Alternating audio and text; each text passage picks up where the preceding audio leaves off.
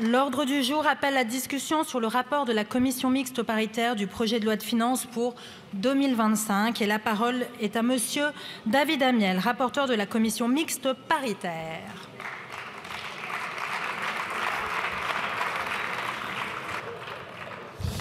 Madame la Présidente, Monsieur le Premier ministre, Mesdames et Messieurs les ministres, Monsieur le Président de la Commission des finances, Monsieur le rapporteur général du budget, chers collègues.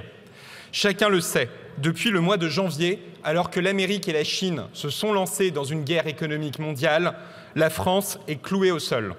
Les entreprises françaises gèlent les embauches et les investissements. Les services publics tournent au ralenti car ils ne connaissent pas les moyens dont ils disposeront. Les agriculteurs attendent désespérément les mesures d'urgence qui leur ont été promises par cette Assemblée. Le fait est simple. Aucun parti n'est majoritaire dans cet hémicycle et personne ne peut imposer son budget idéal. Si l'on veut éviter la sortie de route du pays, tout le monde doit mettre de l'eau dans son vin, car aucun parti ne peut prendre le budget de la France en otage. Cette commission mixte paritaire a donc été un exercice inédit sous la Ve République. Elle s'est tenue, et je tiens à le saluer, dans un climat respectueux et studieux, n'empêchant évidemment pas l'expression légitime des désaccords. Le texte voté au Sénat a été considérablement amendé pour entendre le maximum de sensibilité politique sur tous les bancs du Parlement. Les engagements pris par le Premier ministre dans sa lettre du 16 janvier ont été fidèlement intégrés, sans coup tordu, sans négociation d'arrière-cour. Les demandes formulées sur de nombreux bancs pour l'éducation, pour l'écologie, pour le budget du sport, pour le logement, qu'il s'agisse du logement social ou de l'accession à la propriété, pour les Outre-mer, ont été intégralement reprises. Ce n'est certes pas une pratique habituelle, mais nous sommes tous collectivement intoxiqués à un fait majoritaire qui, dans la période, ne conduirait qu'à l'impuissance et à la crise. Une nouvelle pratique politique doit naître. Le mot compromis ne doit plus être une insulte dans la vie politique française. Nous ne serons capables de faire traverser au pays les 2 prochaines années que si nous sommes d'abord capables de nous changer nous-mêmes. Mais, et c'est un élément majeur, pour être tenable, ce compromis d'intérêt général ne doit pas devenir un tour de passe-passe. Il ne doit pas nous conduire à sacrifier demain à aujourd'hui, à préférer les clientèles électorales aux urgences nationales. C'est la raison pour laquelle il était crucial de continuer à réduire le déficit. Le texte présenté par la commission mixte paritaire s'inscrit dans la trajectoire de 5,4% de déficit en part du PIB présentée par le gouvernement. Il en allait de la crédibilité de la parole de notre pays, de son indépendance vis-à-vis des marchés financiers, de sa capacité à réagir en cas de nouvelle crise. Ces économies historiques ne doivent pas non plus se faire au détriment des investissements pour l'avenir. C'est évidemment la facilité politique, car il est plus facile de renoncer que de réformer. Il est plus facile d'abandonner des initiatives pourtant indispensables que de réexaminer l'existant. Mais nous ne pouvons faire à Donald Trump le cadeau d'un budget où nous massacrerions les sources d'innovation et de souveraineté technologique. C'est la raison pour laquelle, avec le groupe Ensemble pour la République, nous avons tenu à ajouter 150 millions d'euros en direction de l'université et de la recherche, qui a trop longtemps été le parent pauvre de nos politiques publiques. Nous avons tenu à soutenir les demandes faites pour renforcer le budget de la transition énergétique, depuis le maintien du fonds vert jusqu'à la pérennisation de l'accès à des voitures électriques à 100 € par mois. Enfin, ce texte de la commission mixte paritaire a évité autant que possible une hausse excessive de prélèvements sur les classes moyennes et sur notre appareil productif. Certes, le versement mobilité régionale, auquel, avec mon groupe politique, je n'étais pas favorable, mais qui recueillait une large majorité, sera instauré à un taux maximal de 0,15%. Mais nous nous sommes battus pour que les primo-accédants soient au moins protégés de toute hausse des frais de notaire, pour que le plafond de la carte grise n'augmente pas et pour qu'on évite une avalanche de prélèvements sur l'industrie qui serait insoutenable dans le contexte international actuel. Le budget qui vous est proposé n'est, vous l'avez compris, le budget idéal d'aucun groupe. C'est le propre d'un compromis. mais il est indispensable que la France ait un budget. Nous ne pouvons pas, dans ces murs épais, faire la sourde oreille à cette demande qui vient de tout le pays, de toutes les strates de la société, de tous les secteurs, et il était de notre devoir d'y répondre. Je vous remercie. Merci beaucoup, monsieur le rapporteur. La parole est à présent à monsieur Éric Coquerel, président de la Commission des finances.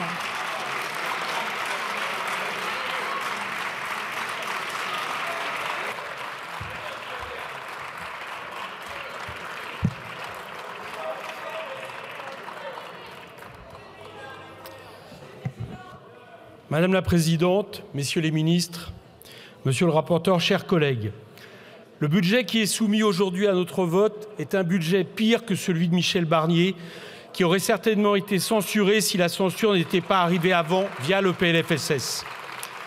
Le nouveau Premier ministre soumet en effet aujourd'hui à cette Chambre les conclusions d'une commission mixte paritaire qui aboutirait à un budget encore plus austéritaire et plus nocif pour le pays que ce que projetait Michel Barnier.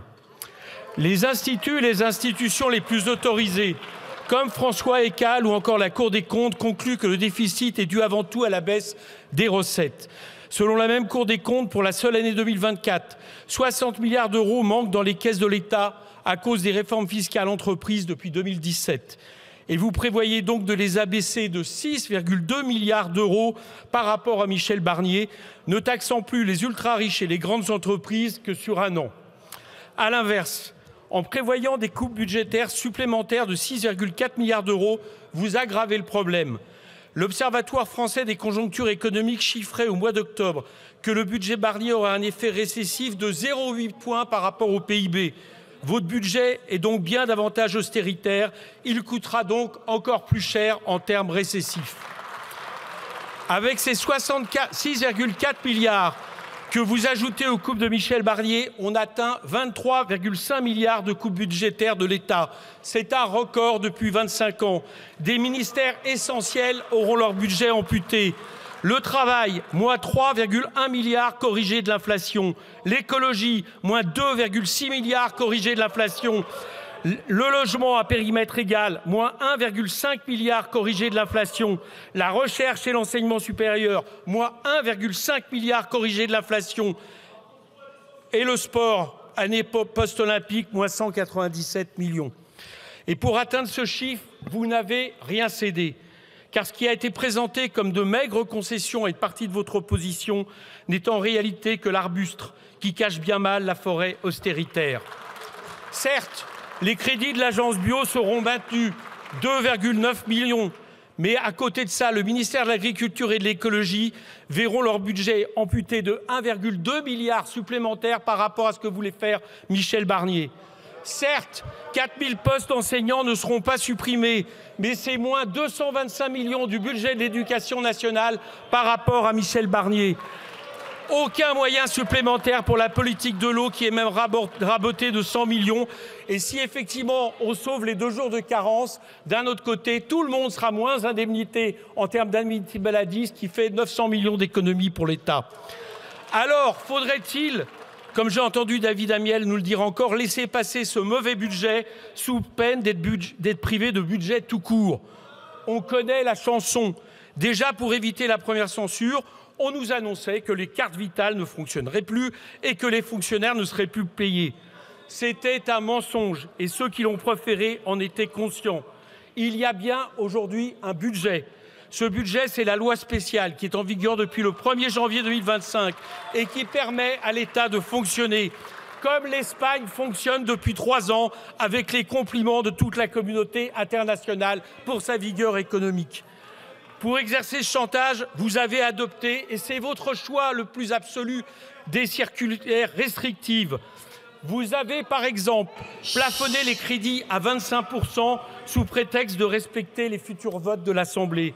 Pourquoi? Il y aurait donc un risque de les amputer de 75%. Au pire, il ne tient qu'à vous de les déplafonner à 70% et assurer ainsi moins d'incertitudes dans les ministères. Vos circulaires bloquent le paiement des subventions et l'engagement de nouvelles dépenses d'investissement. Là, c'est une traduction volontairement anxiogène des crédits dits indispensables définis par la loi spéciale. Donc, rien n'oblige à bloquer les passes culture ou les services civiques dans les collectivités. Rien n'oblige à engendrer un climat morose qui est un mauvais coup porté à l'activité économique et au pays. On peut même dire que le budget 2025 et ses 9 milliards de baisse de dépenses dans le budget de l'État supplémentaire serait pour tous ceux qui ont peur aujourd'hui une bien moins bonne affaire. Si votre budget est rejeté, on peut même, avec ce qu'on appelle des DOF, une loi spéciale que nous avons proposée avec Charles de Courson, permettre que, par exemple, le barème de l'impôt sur le revenu soit bien indexé à l'inflation. Au fond, je viens d'essayer de vous le dire. Toute cette peur qui nous laisse penser qu'il n'y a plus de budget, c'est pour faire en sorte d'adopter un mauvais budget alors que nous pensons qu'il vaut mieux attendre un gouvernement qui respecterait enfin le choix populaire de juillet dernier et qui permettrait un budget qui réponde aux besoins des Français. En attendant, à partir du moment où vous mettez le 49.3, la motion de censure devient pour tout opposant ici la seule façon de s'opposer à un mauvais budget. Et en conséquence, je voterai en tant qu'opposant la motion de censure qui nous sera proposée. Merci. Merci beaucoup.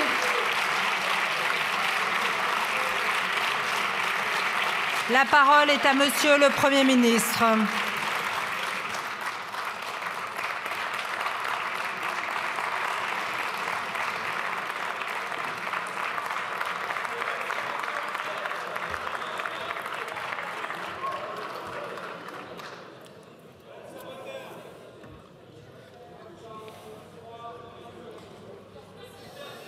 Madame la Présidente, Monsieur le rapporteur de la Commission mixte paritaire, Monsieur le Président de la Commission des finances, Mesdames et Messieurs les députés, nous voici à l'heure de vérité. Nous voici même à la semaine de vérité et de responsabilité. Aucun pays ne peut vivre sans budget. Et la France moins que tout autre. Pour la première fois depuis la fondation de la Ve République, depuis presque 70 ans, notre pays est toujours sans budget au mois de février. L'image de la France, grande démocratie, pilier de l'Union européenne, en sera affectée, mais elle ne serait pas la seule victime. L'action publique est victime puisque nous serions incapables de faire face à ces obligations, de recruter par exemple les magistrats et les fonctionnaires qui ont été prévus. La production est paralysée dans de nombreux domaines. Songez aux agriculteurs, au BTP, à l'investissement. Songez aux foyers que les taux de fiscalité vont saisir alors qu'ils étaient exonérés jusqu'à maintenant, au nombre de presque 500 000, et songez aux 18 millions de foyers fiscaux qui vont être augmentés pour la même raison. Songez à tous ceux qui doivent construire ou acheter et qui verront les taux d'emprunt augmenter par cette incertitude. Sans parler même, nous le ferons tout à l'heure, du projet de loi de financement de la sécurité sociale. Telle est la situation réelle depuis la censure du gouvernement de Michel Barnier. Depuis le 23 décembre, où ce gouvernement est entré en fonction, nous n'avons pas ménagé nos efforts pour sortir de cette impasse. Nous avons travaillé avec les ministres que je remercie, M. Lombard, Mme de Montchalin et tout à l'heure Catherine Vautrin.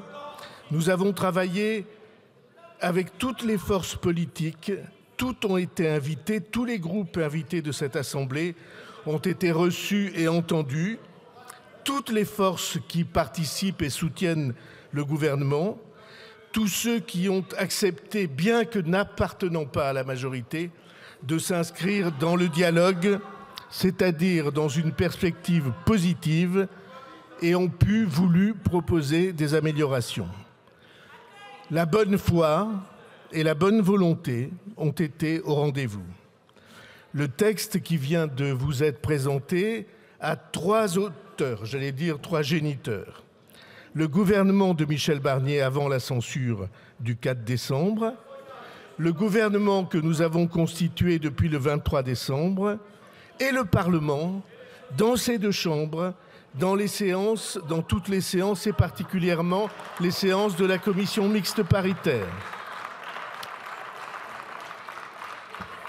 Ce budget va libérer l'action de l'État et de ses opérateurs jusqu'au montant de 662 milliards d'euros, des collectivités locales jusqu'au montant de 342 milliards d'euros, et nous examinerons tout à l'heure le PLFSS jusqu'au montant de 800 milliards d'euros, conformément aux orientations arrêtées par le gouvernement. Le déficit a été limité à 5,4% du produit intérieur brut, en dépit de la correction que nous avons faite pour être fidèles à la transparence et la loyauté, de retenir un taux de croissance à 0,9% et un taux d'inflation à 1,4%. La dépense publique a été contenue à une augmentation de 1,2%, c'est-à-dire inférieure à l'inflation. Est-ce que ce budget est parfait? Non. Aucun d'entre nous ne le trouve parfait, monsieur le rapporteur, vous l'avez rappelé. Mais je dois dire qu'ayant une légère antériorité dans les débats budgétaires, je n'ai, à la vérité, jamais rencontrer une discussion budgétaire où le budget soit affirmé ou soit consacré comme parfait. Mais c'est un équilibre. Nous sommes tous ensemble désormais devant notre devoir.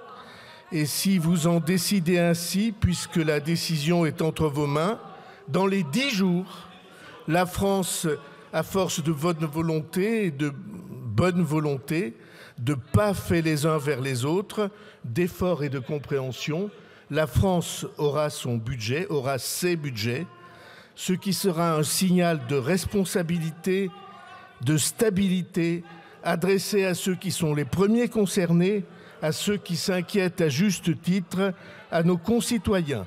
Et c'est de cela que vous déciderez.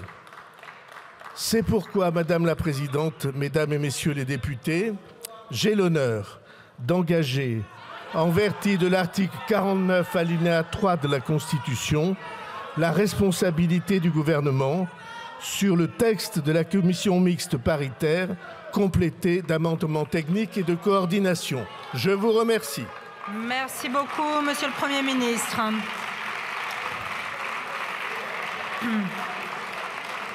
L'Assemblée nationale prend acte de l'engagement de la responsabilité du gouvernement, conformément aux dispositions de l'article 49 alinéa 3 de la Constitution. Le texte sur lequel le Premier ministre engage la responsabilité du gouvernement sera inséré en annexe du compte-rendu de la présente séance. En application de l'article 155 alinéa 1 du règlement, le débat sur ce texte est immédiatement suspendu. Ce texte sera considéré comme adopté, sauf si une motion de censure déposée avant demain 16h21 est votée dans les conditions prévues à l'article 49 de la Constitution. Dans l'hypothèse où une motion de censure serait déposée, la conférence des présidents fixera la date et les modalités de sa discussion. La séance est suspendue pour une durée de 5 minutes.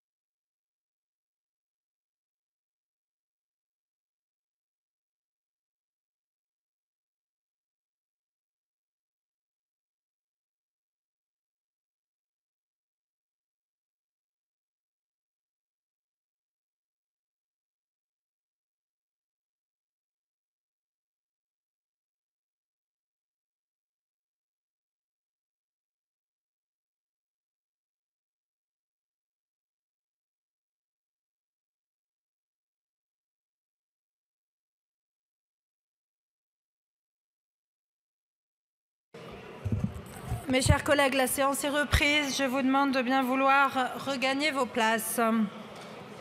L'ordre du jour appelle la discussion en nouvelle lecture du projet de loi de financement de la sécurité sociale pour 2025. La parole est à Madame Catherine Vautrin, ministre du Travail, de la Santé, des Solidarités et des Familles.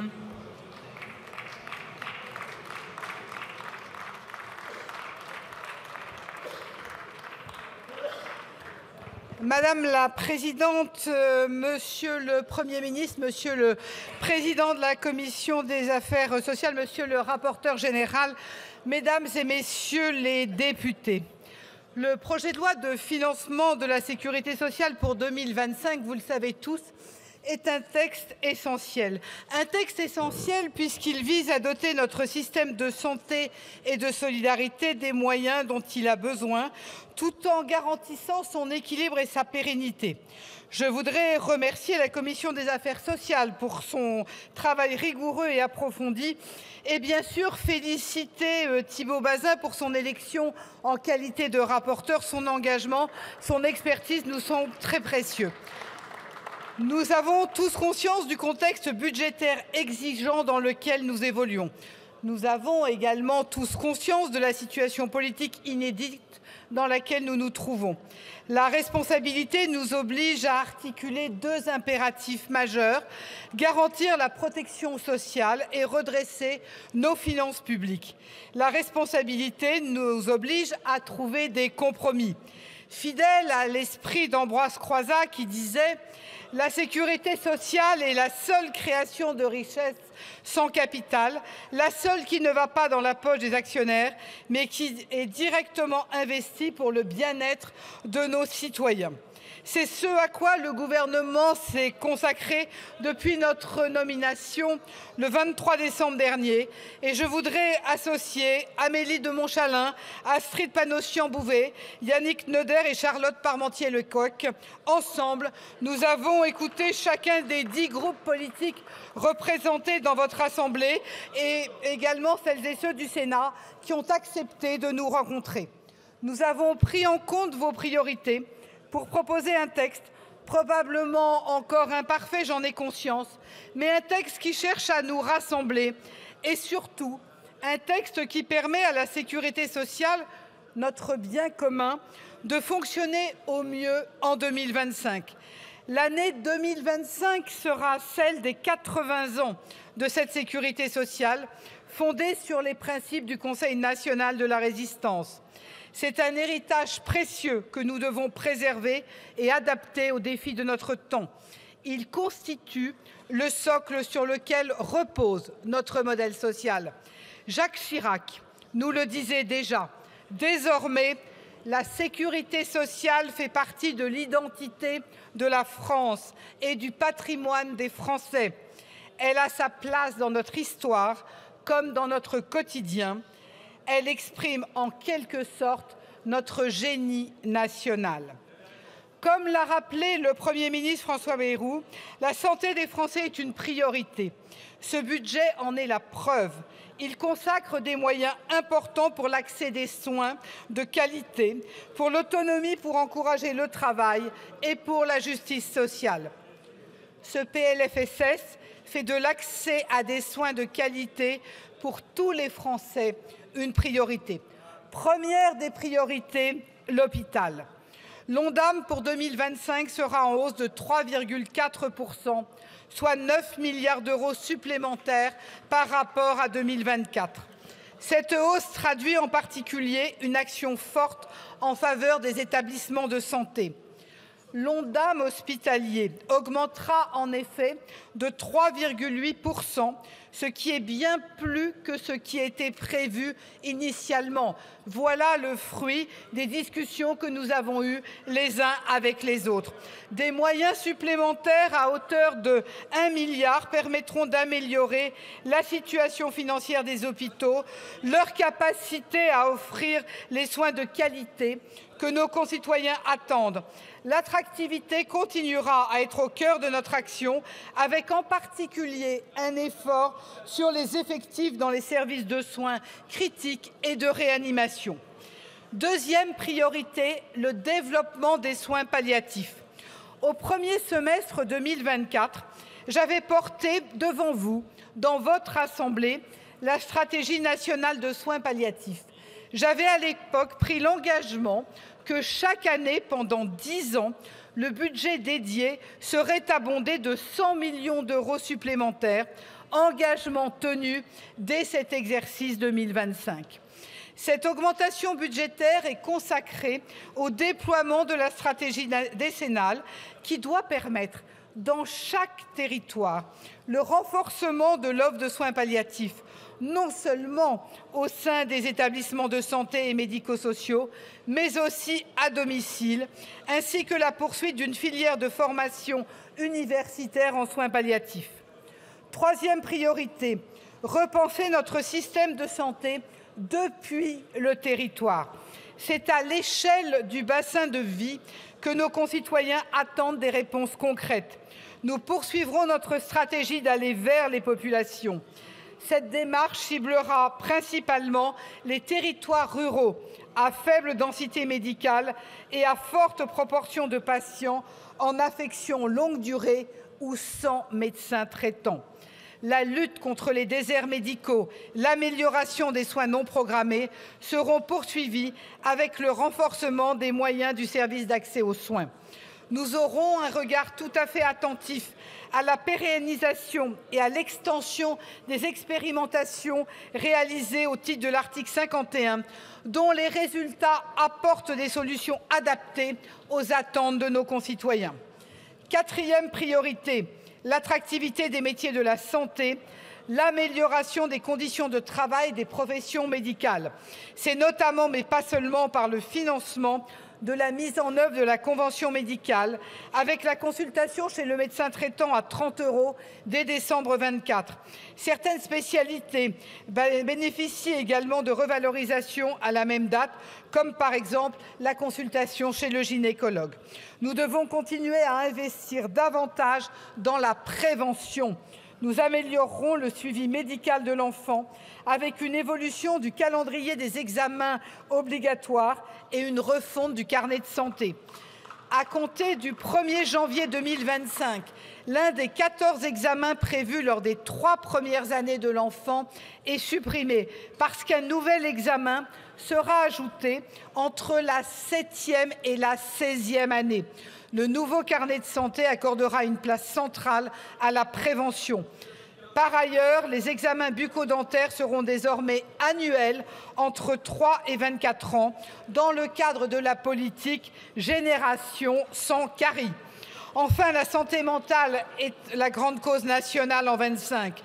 Près de 100 millions d'euros seront mobilisés dès cette année, par exemple pour renforcer le dispositif Mon soutien psy, qui permettra un accès simplifié et plus rapide à un psychologue en revalorisant le tarif des séances, mais également en prenant en charge un plus grand nombre de consultations au cours d'une année civile.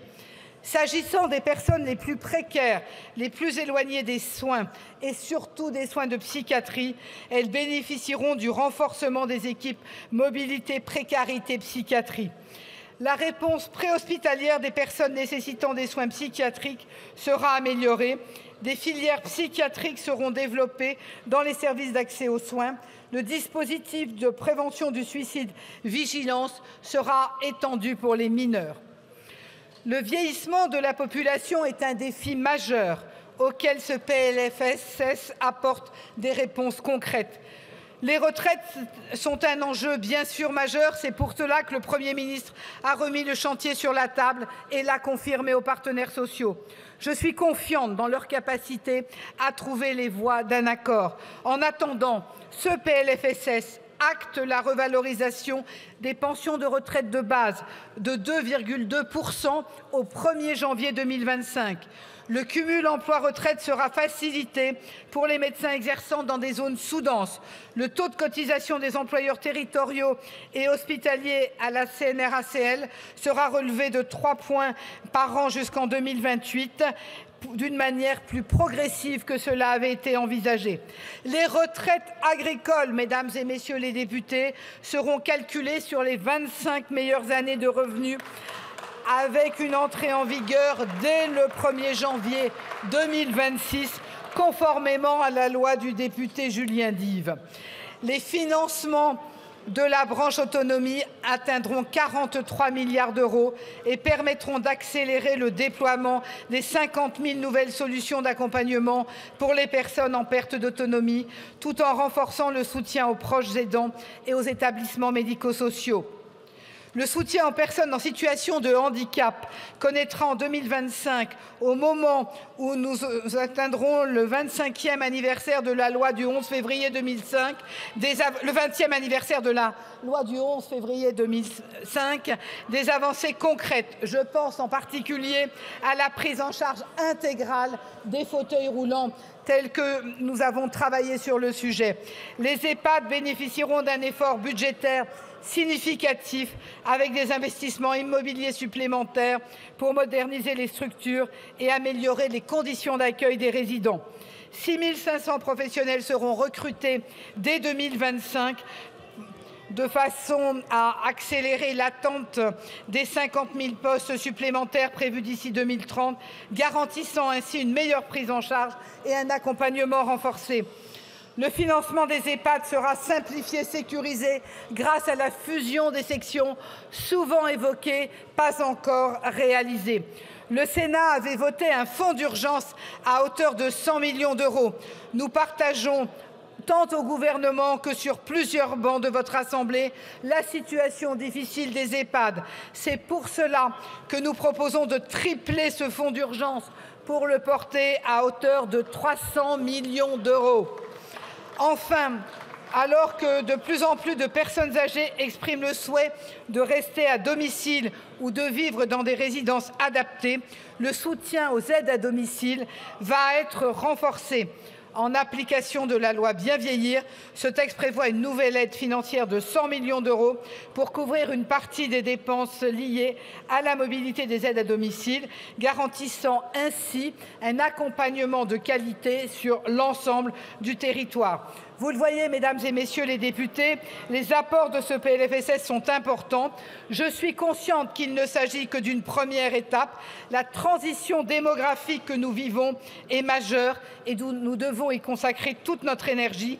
J'y suis déterminée et je souhaite porter dans les prochaines semaines un plan de transition démographique qui couvrira l'ensemble des étapes de la vie, de la naissance au grand âge. Nous le savons tous, ne pas assurer l'avenir de notre protection sociale en faisant au bon moment les réformes nationales, les réformes nécessaires, reviendrait à accepter l'injustice. C'est évidemment l'inverse que nous vous proposons. Enfin, ce PLFSS entend encourager le travail. Le secteur agricole mérite tout notre soutien. Je connais votre mobilisation collective sur le sujet et notamment la vôtre, monsieur le rapporteur général. Au-delà des retraites agricoles que j'ai évoquées, nous allons pérenniser et renforcer le dispositif d'exonération des cotisations patronales liées à l'emploi des travailleurs occasionnels et demandeurs d'emploi. Le plafond d'exonération totale sera relevé de 1,20 à 1,25 SMIC. La possibilité de cumuler l'exonération applicable aux jeunes agriculteurs avec les taux réduits de droit commun des cotisations maladie et famille est désormais assurée. C'était attendu, c'est dans ce texte. L'indemnisation des victimes d'accidents du travail ou de maladies professionnelles sera améliorée pour tenir compte de l'impact extra-professionnel de l'accident ou de la maladie. C'est la transposition de l'accord des partenaires sociaux sur le sujet, ce qui démontre la force du dialogue social conduit par Astrid Bouvet-Panossian. Enfin, ce PLFSS a un principe fondamental, la justice sociale. Ce texte est un document de protection sociale, de soutien aux familles et aux personnes en situation de handicap. L'objectif de dépenses de la branche famille est fixé à plus de 60 milliards d'euros. Le service public de la petite enfance entrera en vigueur avec un rôle renforcé des communes.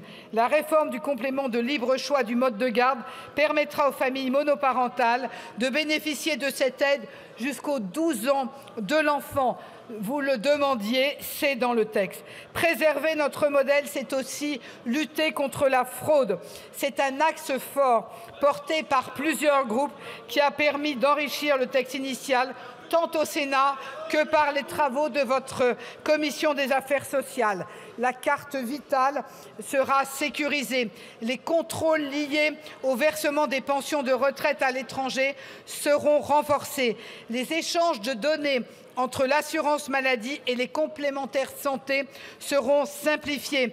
Les professionnels et les établissements de santé seront fortement incités à l'utilisation du dossier médical partagé. La délivrance par les plateformes Internet pour les arrêts de travail en ligne seront désormais interdites. Mesdames et messieurs les députés, nous avons un impératif: veiller à la soutenabilité de notre modèle de protection sociale. Notre protection sociale ne peut être durablement forte que si elle est financièrement solide. Le redressement de nos comptes sociaux est une nécessité.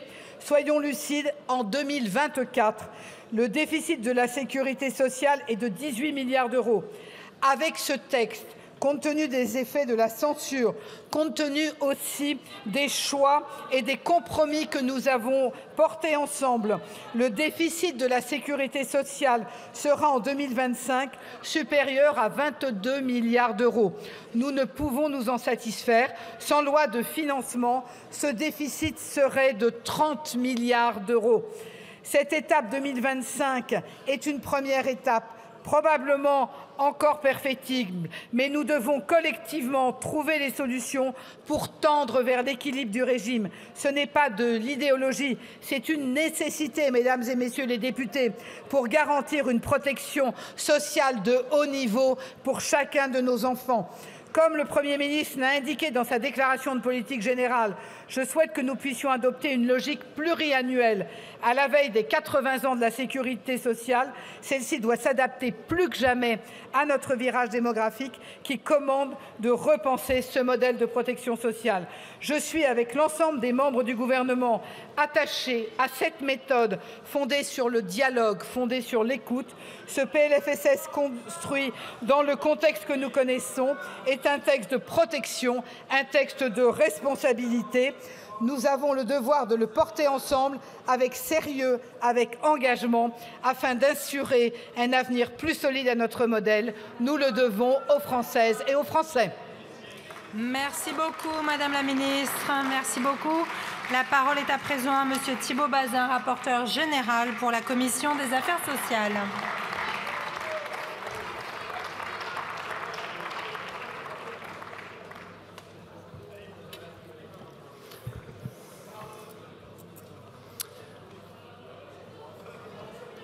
Merci Madame la Présidente. Monsieur le Premier ministre, Mesdames et Messieurs les ministres, Mesdames et Messieurs les rapporteurs thématiques, Monsieur le Président de la Commission des affaires sociales, mes chers collègues. Je promets d'être bref sur les questions de procédure, mais elles sont au cœur du moment politique grave que vit la France. Rien dans l'examen du projet de loi de financement de la sécurité sociale pour 2025 n'aura été banal. Une préparation par le gouvernement de Gabriel Attal, entravée par la dissolution malvenue imposée par le Président de la République. Une reprise en main courageuse, mais nécessairement imparfaite par l'équipe de Michel Barnier, qui n'aura eu que quelques jours pour se l'approprier. Un dépôt excédant le terme donné par la loi organique. Une transmission au Sénat au terme de l'examen inachevé par l'Assemblée nationale dans les 20 jours que la Constitution lui donne en première lecture. Une commission mixte paritaire conclusive pour la première fois depuis 14 ans. Puis une motion de censure adoptée consécutivement à l'engagement de la responsabilité du Premier ministre, comme cela ne s'était pas vu depuis 62 ans, et privant la France d'un budget adopté avant la fin de l'année. Une loi spéciale adoptée in extremis en fin d'année, comprenant une autorisation pour plusieurs organismes de sécurité sociale de recourir à l'emprunt pour éviter toute rupture dans le paiement des prestations. Des mesures qui tombent à l'eau, compte tenu d'une absence de promulgation avant le 31 décembre 2024. Et j'oublie volontairement des subtilités. Espérons que nous mettions prochainement fin à ce feuilleton budgétaire un peu chaotique qui aura vraiment inquiété les Français et leur aura été extrêmement néfaste. Parler de la facture de la censure, c'est dire la vérité sur le manque de considération pour l'amélioration des droits des assurés et le renforcement de l'économie de la part de certaines formations politiques coalisées dans l'irresponsabilité. Rendez-vous compte, les entreprises et leurs salariés sont depuis la censure dans le flou le plus complet quant au calcul des cotisations à l'entrée de l'échelle des salaires. Les difficultés perdurent dans certains secteurs comme l'emploi saisonnier agricole ou la distribution de médicaments sur le territoire. Des semaines entières ont été perdues pour le parcours de soins gynécologiques, la maîtrise des stocks de médicaments, les impasses financières des maisons de retraite et j'en passe. Résultat de cette instabilité politique doublée de ces incertitudes budgétaires, des investissements publics et privés en pause, des embauches gelées, des projets reportés. Cela aboutit à une dégradation de la croissance, mes chers collègues, et donc une baisse des recettes de la sécurité sociale. Cela étant dit, des choses positives sont intervenues aussi dans les dernières semaines et dans les derniers jours.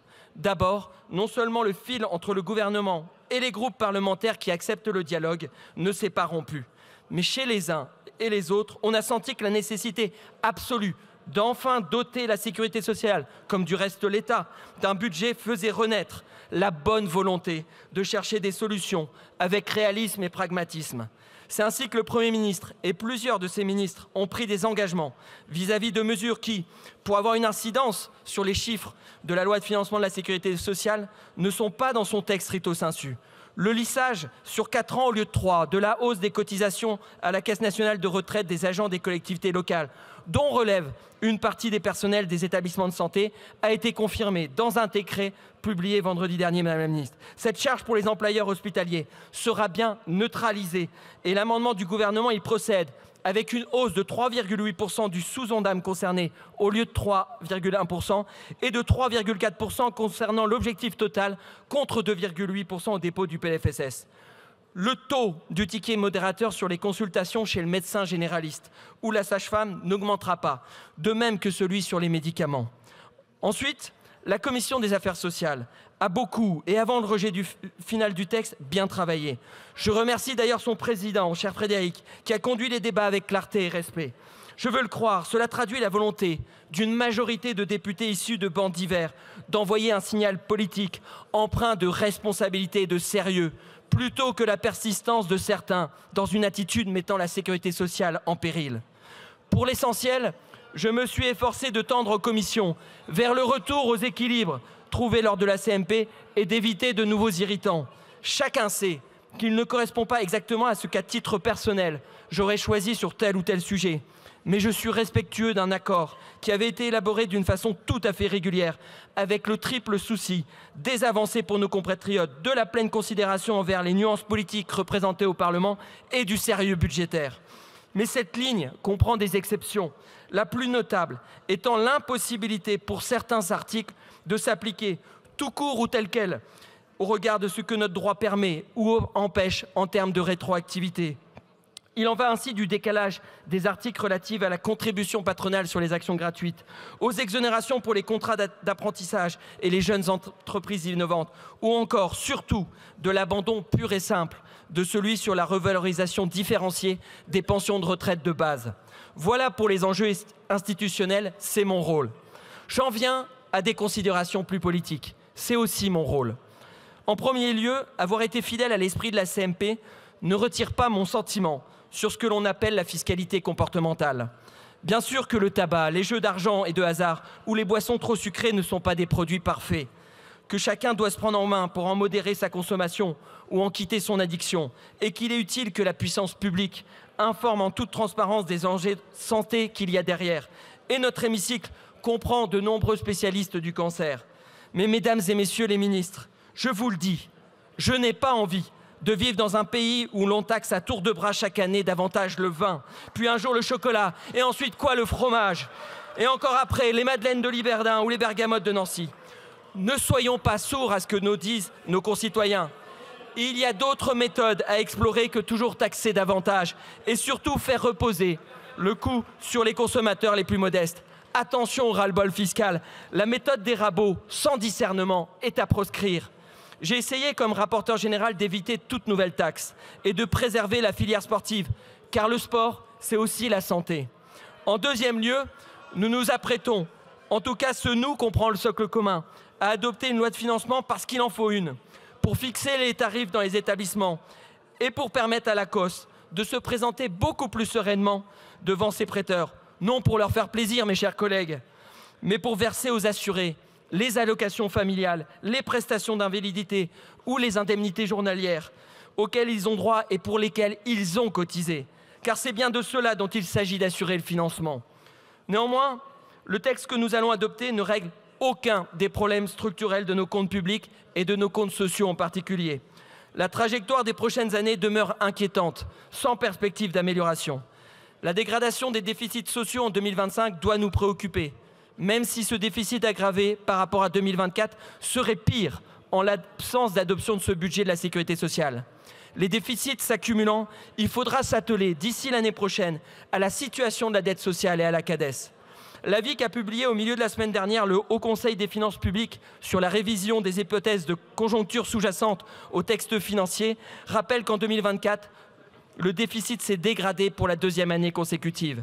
Alors qu'il faut absolument éviter que tel soit le cas en 2025, le Haut Conseil estime, je cite, que la prévision de croissance du PIB pour 2025, supérieure à celle du consensus des économistes, est atteignable mais un peu optimiste au vu des indicateurs les plus récents, et que la prévision de masse salariale est un peu optimiste pour 2024 et pour 2025. La copie sur la table offre peu de marge de sécurité et repose sur des leviers qui, toujours selon la formule du Haut Conseil, sont peu documentés. Qu'en termes élégants, ces choses-là sont dites, aurait dit Molière. Cependant, mesdames et messieurs les ministres, je ne vais pas vous demander de bons mots supplémentaires, mais des réponses précises et des engagements fermes. Je vous prie, la représentation nationale vous prie, d'indiquer très clairement ce qu'il en est sur les points suivants. Quelle est la raison, quel est le montant, quelle est la solution du dérapage de l'Ondam pour 2024 lié à un mauvais calcul des remises? Pourquoi affichez-vous un déficit de 22 milliards d'euros pour les régimes obligatoires, alors qu'il aurait été plus réaliste d'annoncer 25 milliards, quitte à avoir une bonne surprise plus tard? Quel est le détail? Ne faites pas semblant de ne pas entendre ce mot. Des 1,9 milliard d'euros et des 600 millions d'euros d'économies que vous envisagez sur le volume et le prix des médicaments remboursés. Quelle est la nature réelle de l'astuce comptable qui permet de dire que la baisse de 4,5% dont tout le monde a pu prendre connaissance sur le sous-Ondam relatif au fonds d'intervention régional et à d'autres mécanismes d'investissement ne serait en fait pas une baisse? Quelles sont les perspectives pour réduire la voilure dans les subventions de fonctionnement aux opérateurs de la branche maladie qui bien souvent se chevauchent entre eux ou avec ceux de l'État?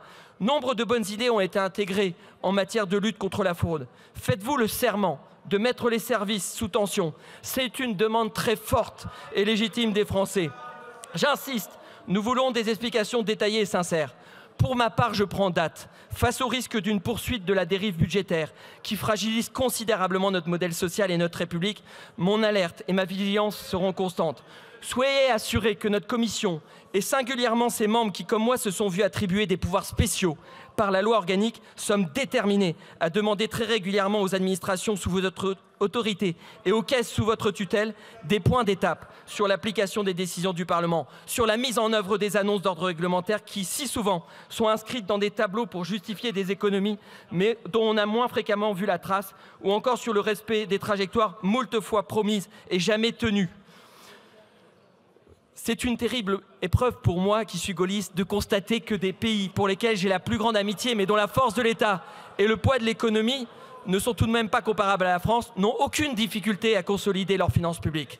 Croyez-moi bien, je souhaite le rebond de la confiance, mais mon inquiétude me rend exigeant. Budget à suivre donc, j'y veillerai, nous y veillerons. Comptez sur moi, comptez sur nous. Merci beaucoup, monsieur le rapporteur général. Merci. La parole est à présent à monsieur Frédéric Valletoux, président de la Commission des affaires sociales.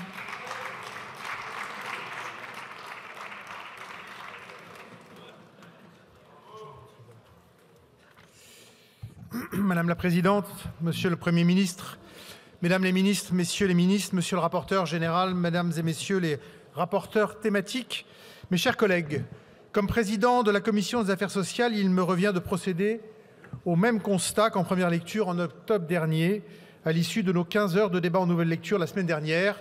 Un fait est là, la Commission n'est pas parvenue à adopter un texte. Elle a rejeté ou supprimé successivement l'article liminaire, puis les 3 parties qui la composent. Au-delà de ce constat apparemment frustrant et décevant, je me dois néanmoins d'abord de saluer le travail que nous avons accompli dans d'excellentes conditions en commission, grâce notamment aux rapporteurs, et à commencer par notre nouveau rapporteur général, Thibault Bazin, qui, bien qu'il n'ait eu que quelques jours pour investir ses fonctions, l'a fait de manière consciencieuse et a apporté beaucoup de précision à nos échanges. Nous voici maintenant en séance dans une situation pour le moins inédite, comme l'a rappelé à l'instant le rapporteur, voire surréaliste.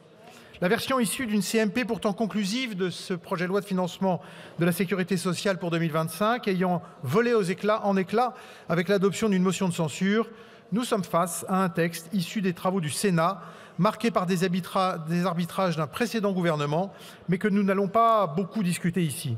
Il y a cependant une certitude que nous devons avoir tous en tête, il est urgent de donner un budget à la sécurité sociale.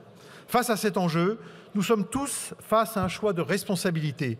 Soit prendre le risque du chaos avec l'adoption d'une nouvelle censure et d'une absence de budget, soit se satisfaire d'un texte budgétaire, même s'il est en demi-teinte, même si sur le fond, il ne satisfera pas vraiment beaucoup de monde, mais qui au moins est débarrassé de l'essentiel de ses irritants. Un budget de la sécurité sociale qui finalement n'a qu'une vertu, celui d'exister et de permettre à nos hôpitaux et nos établissements de santé et médico-sociaux de fonctionner avec des moyens en hausse, aux retraites de nos agriculteurs d'être versées selon des critères nouveaux et attendus par la profession, à la fiscalité comportementale d'être plus efficace. Bref, j'arrêterai là une énumération qui pourrait être bien plus longue. Pour ma part, je suis satisfait que le gouvernement ait écouté ce que beaucoup d'entre nous disions et se soit engagé à faire disparaître des propositions qui étaient malvenues. Je veux citer l'augmentation du ticket modérateur, véritable coup de canif à notre modèle universel. Je veux citer la réduction trop massive des exonérations de cotisations sociales au moment où la situation se tend sur le marché de l'emploi. Je veux citer encore la mise en place des 7 heures de travail non rémunérées. Si aucun sujet n'est tabou en la matière, lorsqu'il s'agit de réfléchir au financement de la sécurité sociale, ce type de proposition mérite néanmoins des concertations préalables avec les partenaires sociaux qui avaient manqué. Il faut maintenant tourner la page de cette séquence compliquée, de cette séquence conflictuelle, de cette séquence insuffisamment fructueuse et très en deçà des responsabilités qui sont les nôtres aux yeux des Français. Il est maintenant grand temps que nous nous saisissions des nombreux défis auxquels notre protection sociale est confrontée. Alors, Monsieur le Premier ministre, Mesdames et Messieurs les ministres, poursuivons le travail que vous avez entamé de recherche de consensus et préparons d'ores et déjà le projet de loi de financement pour la sécurité sociale pour 2026. Je sais que c'est votre intention, Monsieur le Premier ministre, mais essayons de nous y atteler véritablement. Pour pérenniser notre système social auquel sont tant attachés les Français, il nous faudra en effet à la fois lancer des réformes structurelles, changer les outils de pilotage qui sont les nôtres et faire de la maîtrise du déficit un impératif majeur. Les réformes structurelles, elles sont connues. Il faut maintenant s'y atteler vraiment, je le disais, qu'il s'agisse de la crise du financement de l'hôpital, de l'amélioration de l'accès aux soins, de la pérennité de notre système de retraite ou du financement du grand âge. Sur tous ces sujets et sur tant d'autres encore, arrêtons les tergiversations et attaquons-nous aux réformes tant promises et tant attendues. Concernant les outils de pilotage de nos dépenses sociales et de santé, il faudra innover. Ainsi, l'Ondam, avec sa logique d'enveloppe fermée et ses rigidités qui ne favorisent pas les coopérations entre le public et le privé, est à la fois infantilisant et insatisfaisant. Il n'est manifestement plus adapté. Au-delà, nous sentons bien que les lois de financement de la sécurité sociale ne permettent pas de traiter au fond les enjeux cruciaux, que ce soit en matière de santé, de retraite, d'autonomie ou de famille. Pour le système de santé, où les redondances suscitent jusqu'à 20% de dépenses inutiles, il faudra une loi de programmation annuelle des dépenses, seul outil qui apportera la lisibilité nécessaire aux acteurs publics comme privés, ainsi que la confiance que nous leur devons.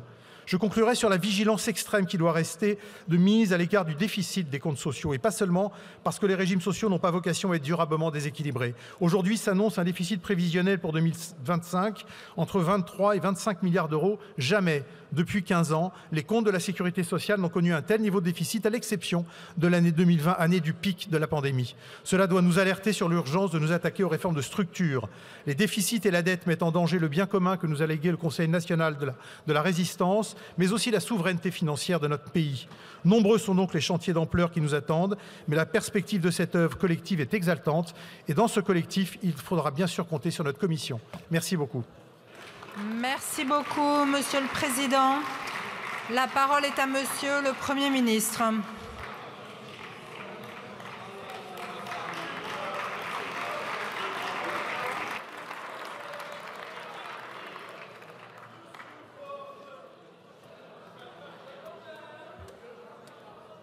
Merci Madame la Présidente. Monsieur le rapporteur général, Monsieur le Président de la Commission, Mesdames et Messieurs les ministres et Mesdames et Messieurs les députés. Madame la ministre a tout à l'heure rappelé à la tribune la plus fondamentale des vérités de notre projet national. Il est, depuis la guerre, en tout cas depuis le Conseil national de la résistance, il est fondé sur un pacte social unique au monde. Aucun autre pays, autant que le nôtre, n'a assuré, depuis l'éducation du plus jeune enfant jusqu'à toutes les solidarités qui tiennent à la santé, à la retraite, à l'assurance contre le chômage et à la présence dans les dernières années de la vie, aucun autre pays n'a, comme le nôtre, choisi la logique du « tous pour un ».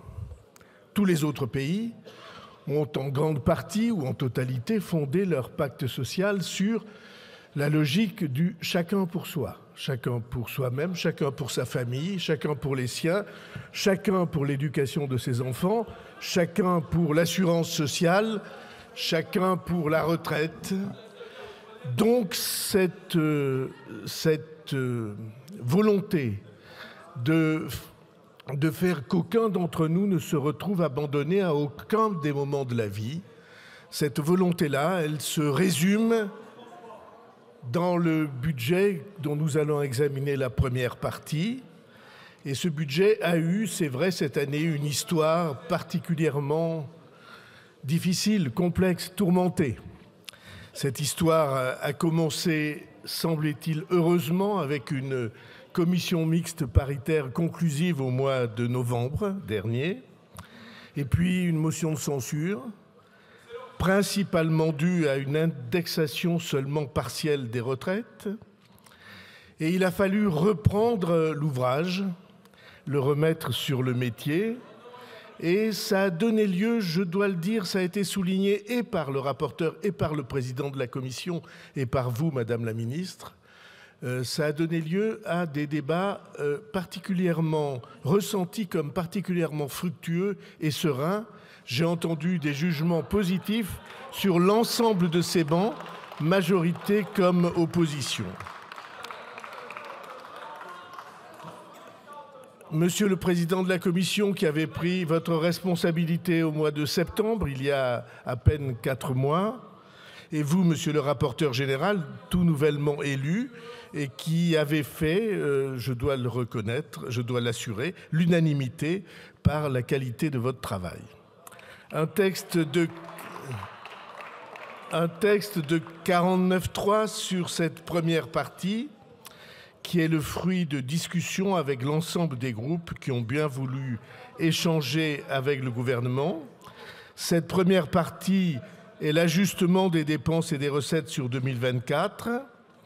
C'est une obligation pour nous d'avoir un texte qui permette aux acteurs d'avoir une feuille de route claire. Je ne reviendrai pas sur l'ensemble des améliorations qui ont été énumérées à cette tribune, et en particulier seulement sur 2 ou 3 d'entre elles. La première, c'est que les budgets des hôpitaux ont bénéficié d'une augmentation de 3,8%, c'est-à-dire 4 milliards d'euros supplémentaires, leur permettant, je l'espère, de retrouver un meilleur équilibre et puis des effectifs, de mieux rémunérer les soignants, d'améliorer l'accueil aux urgences.